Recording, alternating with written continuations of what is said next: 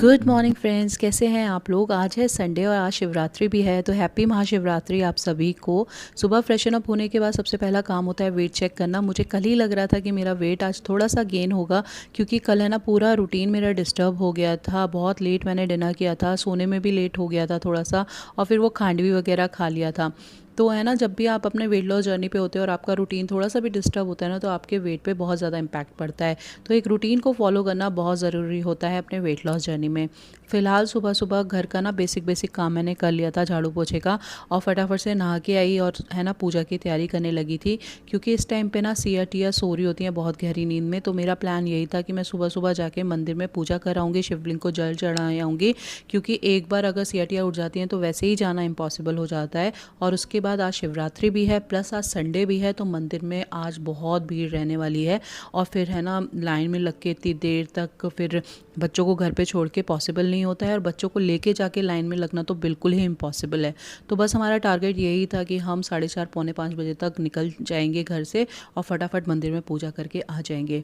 तो बस husband car से ले गए थे मुझको, मैं फटाफट मंदिर में गई, जल वगैरह चढ़ाया, अपनी अच्छे से पूजा की। और सुबह सुबह भी देखिए आप कितने सारे लोग आ गए थे। सबका जो भी इतनी सुबह सुबह आया था ना, सबका यही था कि फिर एक बार 8-9 बजे के बाद है ना मंदिर में बहुत भीड़ हो जाएगी और फिर लंबी लाइन में आपको लगना पड़ेगा।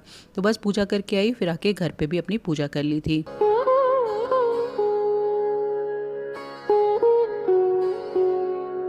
पूजा करने के बाद है ना हम लोग तो 1-1 घंटे के लिए सो गए थे, क्योंकि सिया भी सो रही थी और हम लोगों को भी काफ़ी नींद आ रही थी। कल हम लेट से ही सोए थे। फिर उसके बाद हमने चाय और मखाना लिया उठने के बाद, और अभी बारी है ब्रेकफास्ट की। तो आज हस्बैंड का भी फास्ट है, मेरा भी फास्ट है, तो बच्चे तो वही खाएंगे जो बनेगा।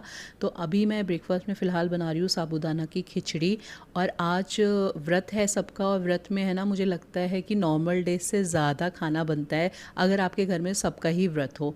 मेरा खुद का होता है ना, तो फिर मैं मैनेज कर लेती हूँ खाना, मूंगफली या फिर फ्रूट्स वगैरह खा के। लेकिन अगर घर में सबका व्रत होता है ना, तो बहुत सारी चीज़ें बनानी पड़ती हैं।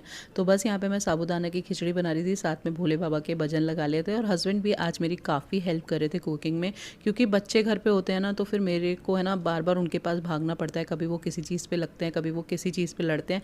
तो इसलिए है ना हस्बैंड मेरी सैटरडे संडे काफ़ी हेल्प कर देते हैं। तो बस यहाँ पे उन्होंने घी में ना थोड़ा सा जीरा डाल के, हरी मिर्च, आलू वगैरह डाल दिया था। तब तक मैंने चटनी जो थी धनिया की वो पीस ली थी, और उसके बाद बाकी की जो प्रिपरेशन थी साबूदाना खिचड़ी की वो मैंने की, जिसमें मैंने आलू जब अच्छे से पक गया था तो थोड़ा सा टमाटर डाला है, धनिया डाला है, सिंधा नमक, काली मिर्च डाली है, और उसके बाद ये खिला खिला साबूदाना डाल दिया था। बढ़िया से इसे मिक्स कर देंगे। इस पर मैंने डाला है पीनट का पाउडर, जिसे मैंने ड्राई रोस्ट करके इसको पीस लिया था, और फिर बढ़िया सा मिक्स किया। थोड़ी देर के लिए ढक के इसको पकाएंगे, और बढ़िया सी साबूदाना की खिचड़ी खिली खिली बन के एकदम रेडी हो जाती है। आप इस पे ऊपर से नींबू का जो लेमन जूस होता है वो भी डाल सकते हैं, लेकिन मैंने नहीं डाला था क्योंकि हमारे घर में सबका गला ख़राब हो रहा है।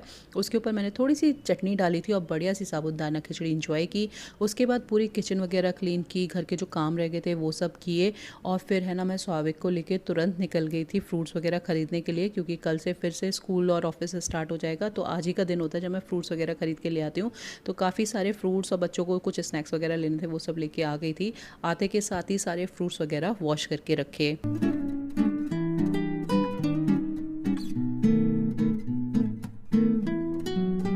आजकल मार्केट में ग्रेप्स बहुत अच्छे आ रहे हैं, मुंबई में तो बहुत ही अच्छे ग्रेप्स मिल रहे हैं, और रेट भी सही है। 120 रुपीज़ केजी मुझे ग्रीन ग्रेप्स मिले थे। ब्लैक वाले थोड़े से महंगे हैं, तो लेकिन बच्चों को ग्रेप्स मेरे बहुत अच्छे लगते हैं, इसलिए मैं लेके आ गई थी। फिर फटाफट से मैंने वॉशिंग मशीन में कपड़े लगा के गई थी, आके कपड़े ड्राई करने के लिए लगाए, और धूप इतनी अच्छी आजकल निकल रही है ना, फटाफट से मैंने कपड़े बाहर सुखा दिए थे, जिससे कि अच्छे से सूख जाएँ।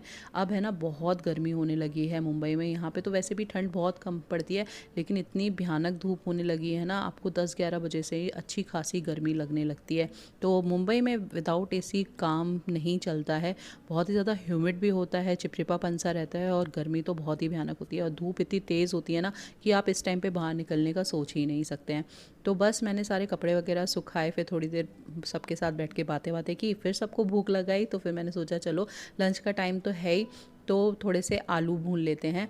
तो बस घी में मैंने थोड़ा सा ज़ीरा डाला, हरी मिर्च डाली और उसके बाद आलू मैंने बॉईल करके कट कर लिए थे उनको डाल दिया। इसमें सेंधा नमक और काली मिर्च डालेंगे और साथ में धनिया पत्ती, और बढ़िया से आपके ये वाले व्रत वाले आलू बन के रेडी हो जाते हैं। और ये दही के साथ बहुत अच्छे लगते हैं, लेकिन हम लोगों ने दही अवॉइड किया था। हमने लिया था इस टाइम पे चाय, क्योंकि काफ़ी लेट हो रहा था, 3:30 करीब बज रहा था। उसके बाद है ना फिर शाम की भी चाय पीनी थी, तो फिर हमने सोचा इसके साथ सीधे चाय बना लेते हैं।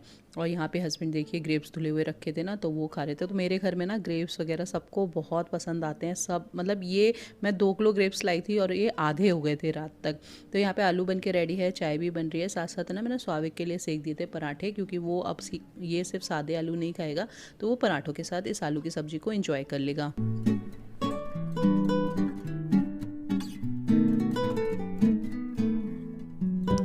तो अपना खाना पीना करने के बाद सीधे मिल रही हूँ मैं आपको शाम को मैंने स्वाविक की बहुत सारी वर्कशीट आई थी, वो करने के लिए बिठाल दिया था। उसके साथ साथ सिया टिया भी उठ के आ गई थी अपनी नैप लेके। तो सिया यहाँ पे डांस कर रही थी अपने पापा के साथ। और शाम को तो ना बच्चों की मस्ती बिल्कुल हाई लेवल पे होती है। पूरा हॉल है ना, ये ऐसा कर देते हैं, सारा ये सोफ़ा कम बेड वगैरह खोल देते हैं, इस पर जंपिंग इनका चलता रहता है, खूब लड़ते हैं, खूब मार पिटाई मचाते हैं। और आई थिंक जिनके घर में छोटे छोटे बच्चे होते हैं ना, उन सब के घर में यही सीन रहता है शाम का। शाम को बच्चों की मस्ती ख़त्म होने के बाद मैं बैठ गई थी पूजा करने के लिए, क्योंकि शाम की आरती करनी होती है, अपनी चालीसा वगैरह के पाठ करने होते हैं। तो पूरी पूजा अपनी अच्छे से की मैंने।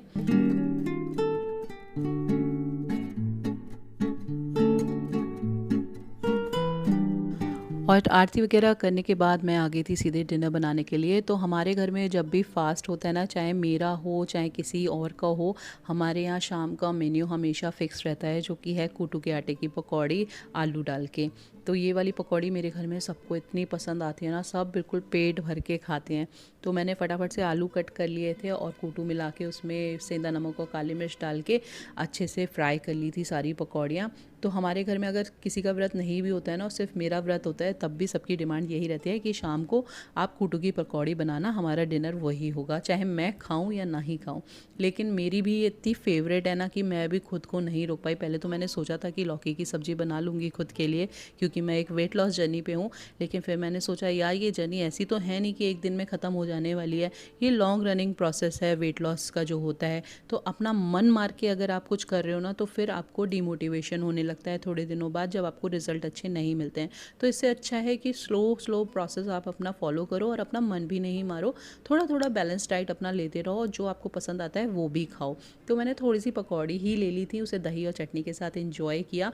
आई नो कल मेरा वेट थोड़ा सा बढ़ा हुआ मिलेगा, लेकिन कोई बात नहीं, अभी काफ़ी लंबी जर्नी ये चलने वाली है। हम अच्छे से मेहनत करेंगे और अपना वेट हम कंट्रोल करेंगे।